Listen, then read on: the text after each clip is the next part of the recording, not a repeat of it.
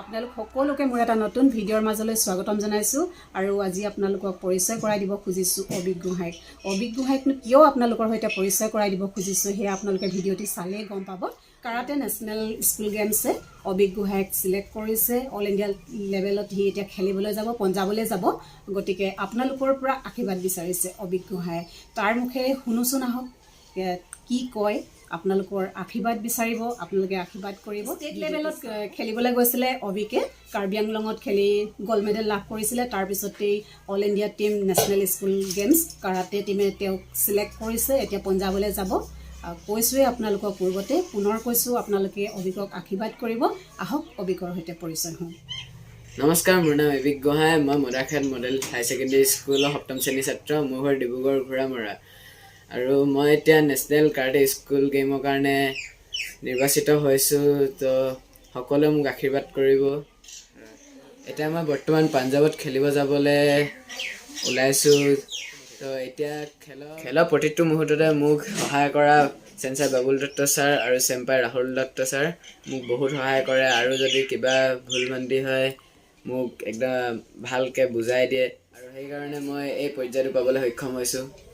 আপোনালোকে সকলোৱে আশীৰ্বাদ কৰিব। ডিব্ৰুগড় জিলাৰ মদাৰখাট কাৰাটে একাডেমীৰ পৰা ইতিমধ্যে 3জন কাৰাটে খেলুৱৈ নিৰ্বাচিত হৈছে। অসমৰ হৈ তেওঁলোকে খেলিবলৈ যাব। নেশ্যনেল স্কুল গেমছৰ অধীনত তেওঁলোকে কাৰাটে খেলিবগৈ। এই সম্পৰ্কত মদাৰখাট কাৰাটে একাডেমীৰ প্ৰশিক্ষক বাবুল দত্তদেৱে কি কয় শুনিছোন আহক। নমস্কাৰ, মই শ্ৰী বাবুল দত্ত। মই ডিব্ৰুগড় জিলা কাৰাটে সন্থাৰ যুটীয়া সম্পাদক, লগতে মদাৰখাট কাৰাটে একাডেমীৰ মুখ্য প্ৰশিক্ষক। ইতিমধ্যে অসম কাৰাটে সন্থাৰ তত্বাৱধানত অনুষ্ঠিত হোৱা স্কুল নেশ্যনেল গেমছৰ চিলেকশ্যনত আমাৰ মদাৰখাট কাৰাটে একাডেমীৰ দুগৰাকী খেলুৱৈ ইতিমধ্যে নিৰ্বাচিত হৈছে। তাৰে এগৰাকী হ'ল অভিক গোহাঁই আৰু আনগৰাকী হ'ল প্ৰিয়াঞ্চু দত্ত। অভিক গোহাঁই পঞ্জাৱ লুধিয়ানাত 11 ডিচেম্বৰৰ পৰা 17 ডিচেম্বৰলৈকে হ'ব তাৰ স্কুল গেমছৰ নেশ্যনেল খেল। আৰু প্ৰিয়াঞ্চু ইতিমধ্যে মধ্যপ্ৰদেশত হ'ব। তেখেতে 17 তাৰিখে মধ্যপ্ৰদেশলৈ ৰাওনা হ'ব। আৰু আমাৰ আৰু এগৰাকী খেলুৱৈ ৰাহুল দত্ত, যিখন এতিয়া চণ্ডীগড় ইউনিভাৰ্চিটিত নৰ্থ ইষ্ট জ'নৰ কেৰাটে চেম্পিয়নশ্বিপ অনুষ্ঠিত হৈছিলে। তাৰ পৰা ইতিমধ্যে ৰাহুল দত্তই অল ইণ্ডিয়া কেৰাটে চেম্পিয়নশ্বিপৰ বাবে চিলেকশ্যন হৈছে। গতিকেলৈ খুব ভাল খবৰ যে মদাৰখাট কেৰাটে একাডেমীৰ পৰা আমি 3গৰাকী খেলুৱৈ নেশ্যনেল পৰ্যায়ত দিব পাৰিছোঁ। গতিকেলৈ মই এইটো গৌৰৱ অনুভৱ কৰোঁ এজন প্ৰশিক্ষক হিচাপে। আৰু মই চেষ্টা কৰিম যাতে অনাগত দিনত আমি একাডেমীৰ পৰা আৰু ভাল ভাল খেলুৱৈ নেশ্যনেল পৰ্যায়ত আমি আগবঢ়াই নিব পাৰোঁ, যাতে অসমক প্ৰতিনিধিত্ব কৰি তেওঁলোকে সুনাম কঢ়িয়াই আনিব পাৰে। আমাৰ inter club karate championship Lahowal মহাবিদ্যালয়ত অনুষ্ঠিত হৈছিলে। তাতো 21টা ডিব্ৰুগড় জিলাৰ কেৰাটে একাডেমী আগভাগ লৈছিলে। তাতে আমাৰ মদাৰখাট কেৰাটে একাডেমীয়ে ফাৰ্ষ্ট পজিশ্যন ল'বলৈ সক্ষম হৈছে।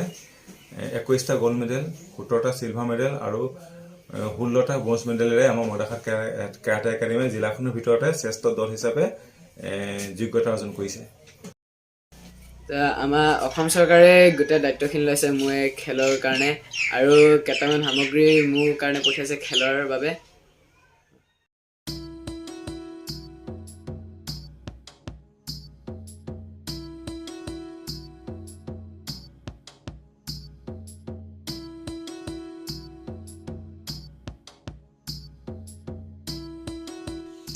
অসম চৰকাৰৰ তৰফৰ পৰা অবিকলৈ পঠোৱা সামগ্ৰী কেইপদ আপোনালোককো দেখুৱালোঁ। আশা কৰিছোঁ অবিক সফল হৈ আহক। আপোনালোকে অবিকৰ মুখেৰে শুনিলেই কথাখিনি। অবিক খেলিবৰ কাৰণে নিৰ্বাচিত হৈছে। অসমৰ পৰা যাব অবিক পঞ্জাৱলৈ। আপোনালোকে আশীৰ্বাদ কৰিব যাতে যাত্ৰা শুভ হয় আৰু যি খেলৰ বাবে অবিক আগবাঢ়িছে অসম চৰকাৰৰ দায়িত্বত, সেই খেলত যাতে সফল হয় আমাৰ বাবে গৌৰৱ কঢ়িয়াই আনিব পাৰে, আমি তাকে কামনা কৰিছোঁ। আৰু আজিৰ ভিডিঅ'টি এনেকৈয়ে ইমানতে সামৰিছোঁ। ধন্যবাদ।